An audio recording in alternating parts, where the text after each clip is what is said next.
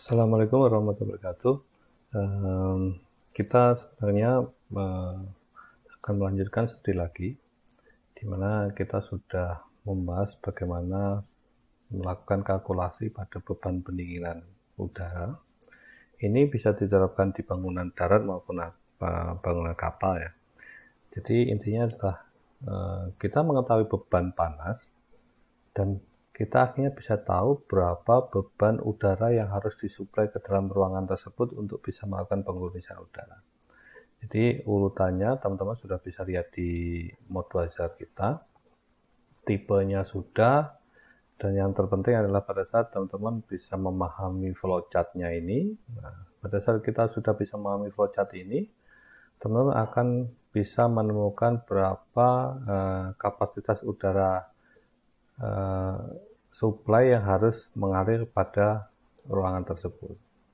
Tentu dengan mempertimbangkan kapasitas udara segarnya berapa, mengacu pada kebutuhan orangnya, dan juga untuk bisa melakukan efisiensi energi, kita menggunakan kapasitas udara sirkulasi. Nah, pada saat kita sudah mampu mendesain kapasitas udara ini, teman-teman bisa melanjutkan untuk mendesain tipe maupun kapasitas sistem pendingin yang kita gunakan.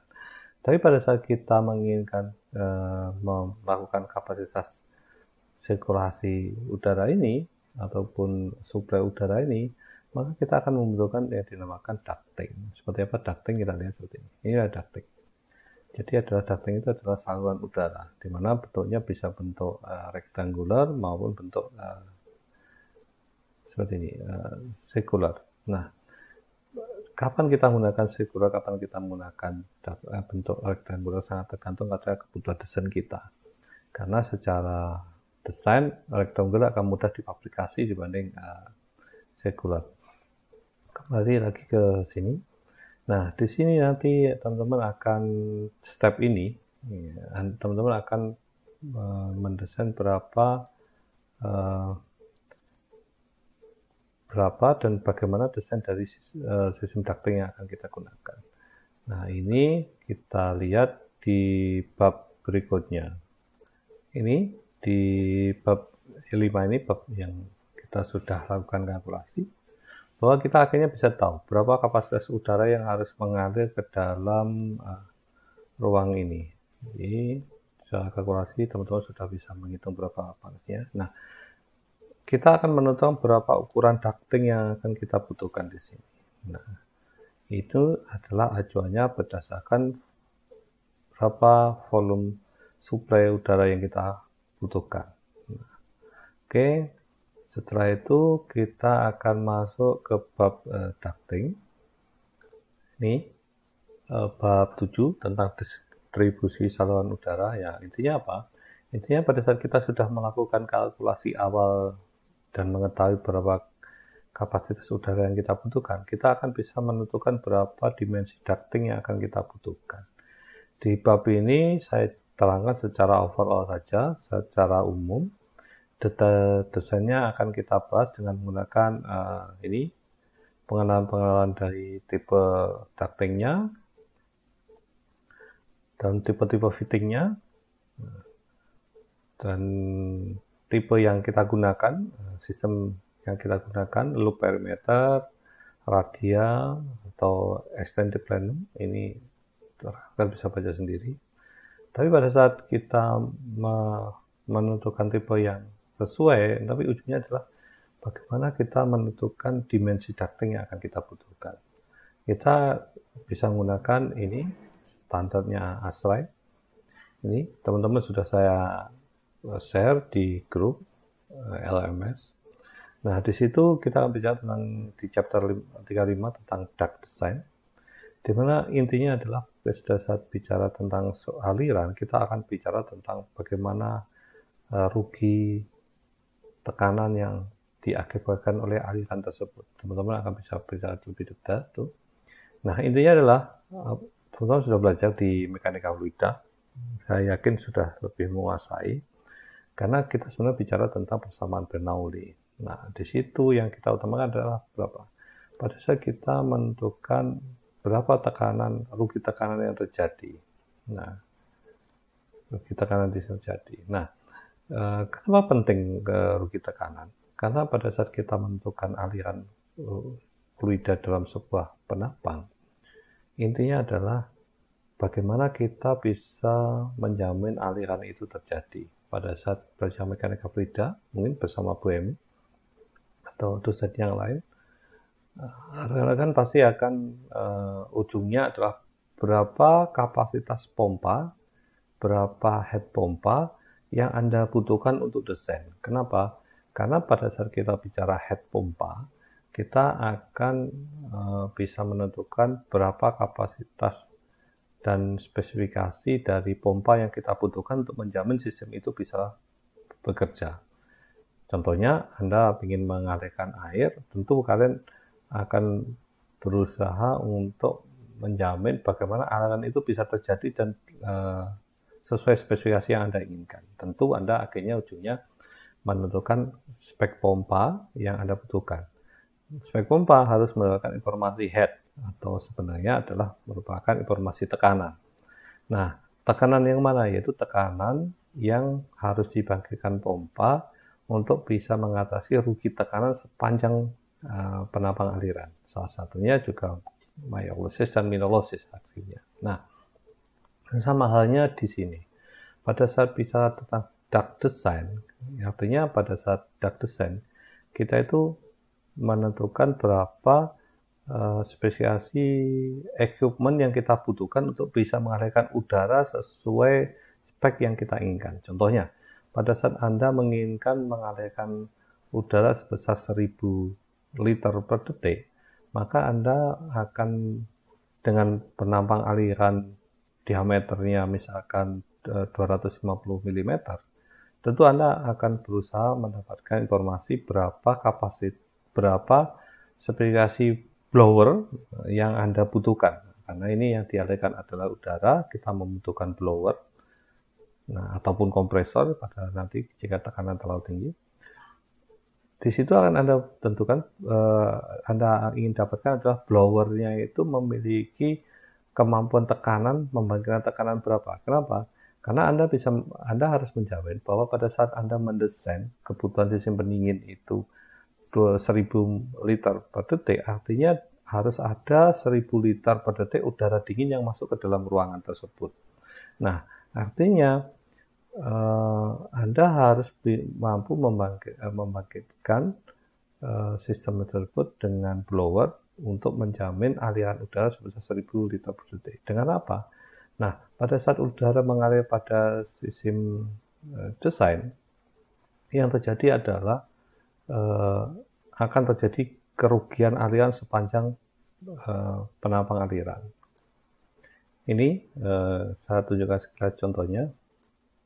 Pada saat kita mau mendesain sebuah sistem di mana kita membutuhkan 700 liter per detik yang harus dihisap dari dalam ruangan. Ini sistemnya ada sistem hisap. Ini 250, ini 950, dan ini harus ada motor, tentu blower. Nah, yang kita butuhkan adalah apa? Yang di dalam sistem ini, Anda menginginkan mampu sistem Anda, blower di sini bisa menghisap 700, 250, dan 950 liter per detik. Artinya, Anda harus mengetahui berapa rugi tekanan yang terjadi di titik ini, dari titik ini sampai titik ini, sampai ujung sini. Nah, totalnya adalah 1900 liter per detik. Dari mana ini? Ya dari penjumlahan total massa yang masuk di sini. Kenapa? Ini berlakulah keseimbangan massa. Nah, jadi ujungnya adalah pada saat saya mau mengalirkan 700 liter atau total 1900 liter per detik dari tiga titik ini akan membutuhkan berapa daya di sini, dan ujungnya juga berapa kerugian tekanan yang harus dibangkitkan oleh blower untuk bisa menghisap sampai menekan di titik ini. Nah, ini ya pentingnya di sistem tersebut. Ini gambar satu dimensinya tanpa atas. Nah, ini akan terlihat bagaimana jika ini. seperti ini. Contohnya ini di industri untuk digunakan untuk exhaust system. Jadi pada saat ada sistem di sini mekanikalnya ingin menghisap udara dari sini ke arah corobong sini, stack. Nah, ini Anda harus mampu mendesain berapa kebutuhan dari blower tersebut. Nah, sebelum menentukan blower di sini, Anda harus mampu menghitung atau menentukan, membuat sebuah kalkulasi berapa dimensi dari ducting ini. Karena ini akan sangat menentukan kerugi tekanan yang terjadi. Ingat teman-teman, pada saat Anda belajar mekanika fluida, pada saat Anda belajar tentang aliran, di mana semakin tinggi aliran yang terjadi, maka tipe aliran yang berbeda. Aliran yang terjadi misalnya sebelumnya laminar, akan suatu titik akan menjadi turbulen. Nah, pada saat menjadi turbulen, aliran akan terjadi rugi tekanan, wire losses yang akan terjadi. Nah, ini Anda harus memahami tersebut. Nah, tapi di sistem ducting, ini salah satu hal yang patut dipertimbangkan adalah pada saat aliran udara terlalu kencang, akan terjadi aliran yang bentuknya turbulen. Nah, pada saat terjadi turbulen di dalam ducting, yang terjadi adalah suara bising di sistem saluran itu sangat tinggi. Nah, efeknya apa? Jika ini digunakan untuk sebuah gedung atau sebuah kapal yang mengutamakan kenyamanan, tentu teman-teman tidak akan merasa nyaman kalau misalkan saluran udaranya sangat bising. Ini yang harus dipertimbangkan. Nah, sekarang bagaimana menentukan dimensi ducting yang kita butuhkan? Oke. Kita lanjutkan ini. Di sini teman-teman bisa melihat ada fluid resistant, ada friction loss. Nah, di sini friction loss. Nah, karena sebenarnya pentingnya kita melakukan kalkulasi adalah bagaimana kita bisa menentukan rugi tekanan akibat dari gaya gesek friction loss sepanjang saluran penampang ducting. Nah, menggunakan persamaan Darcy-Colebrook Colebrook equation didapat persamaan 18 ini, didapatkan persamaan seperti ini. Nah, akhirnya bisa didapatkan grafik seperti ini. Nah, untuk bisa mensimpelkan kalkulasi bisa digunakan seperti ini. Ini adalah tabel 9 friction chart for round duct. Artinya ini grafik gesekan untuk saluran yang bentuknya adalah round atau bentuknya sirkular. Nah, bagaimana cara membaca grafik ini? Nah, yang perlu dipahami pada grafik ini, teman-teman akan melihat pada saat di sini akan ada area yang warnanya lebih gelap. Ini mungkin teman-teman bisa lihat di sini. Ini areanya relatif lebih gelap dibanding area yang lain. Ini. Nah, artinya kenapa? Karena secara rekomendasi bahwa yang kita harapkan desain kita itu berada di area ini.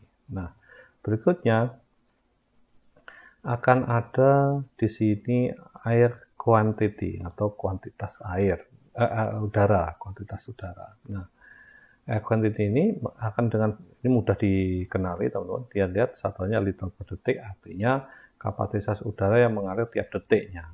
Nah, berikutnya ada friction loss di sini.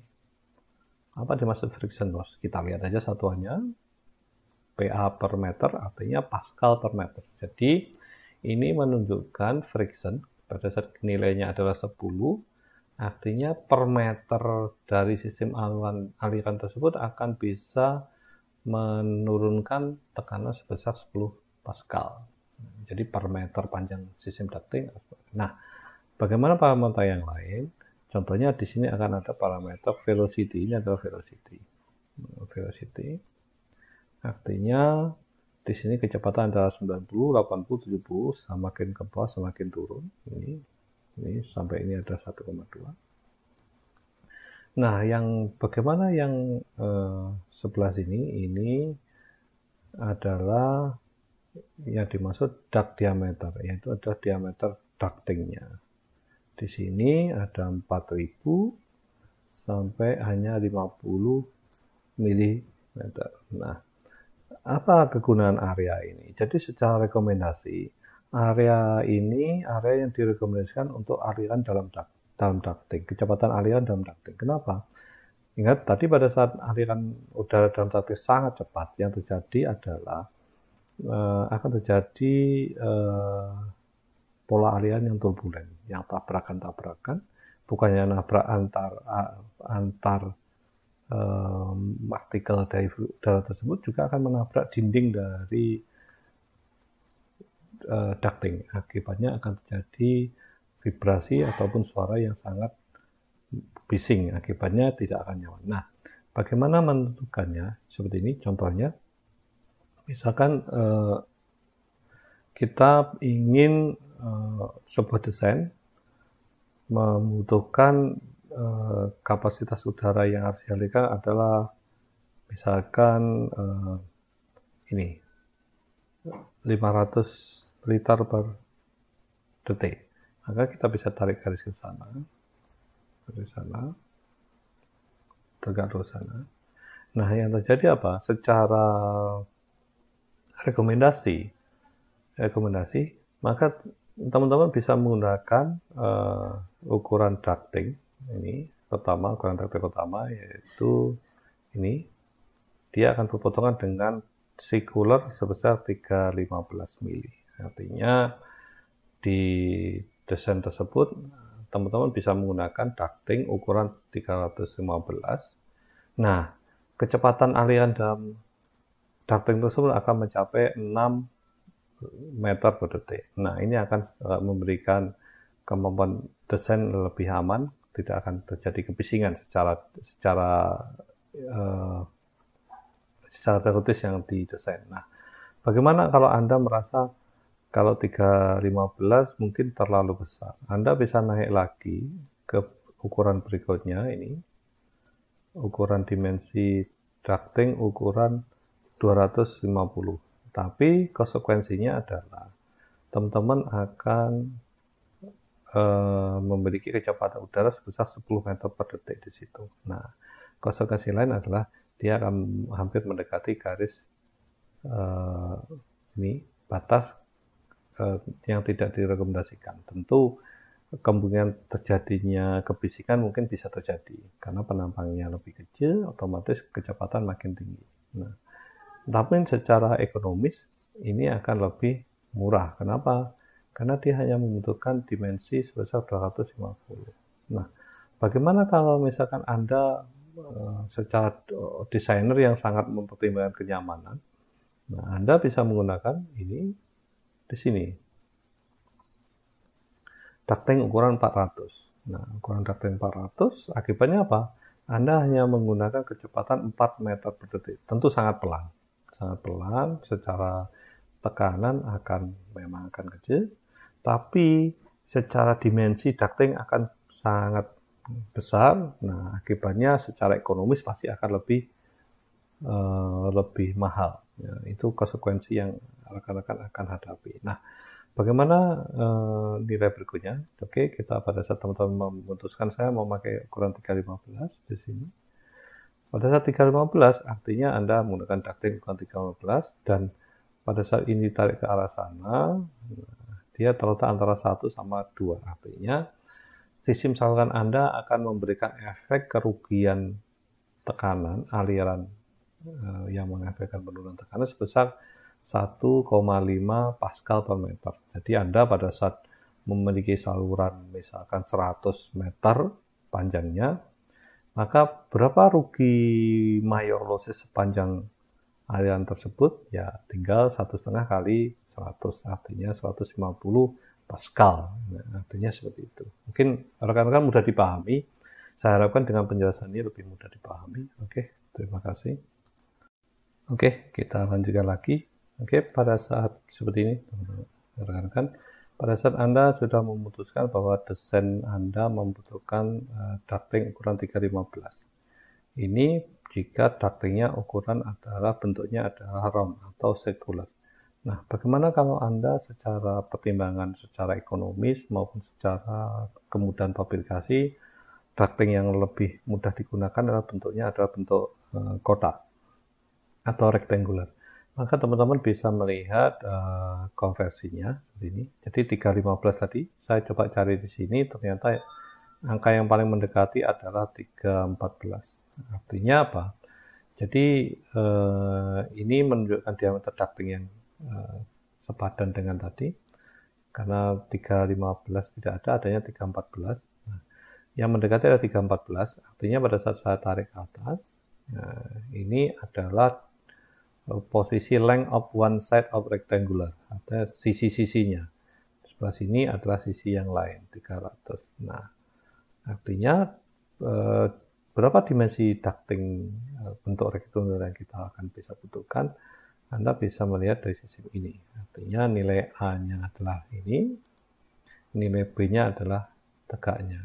Artinya secara desain nanti bentuknya adalah kotak, dia akan memiliki diameter hidrolik ya, diameter yang sepadan dengan kotak ini sebesar 314, dengan nilai A-nya adalah tadi di sini, nilai A-nya adalah ini 275, dengan sisi tegaknya adalah 300. Nah, ini adalah dimensi ducting yang akan kita gunakan. Nah, itu saya pikir cukup mudah dipahami. Semoga teman-teman bisa memahaminya dan bisa mencoba menerapkannya. Oke, terima kasih.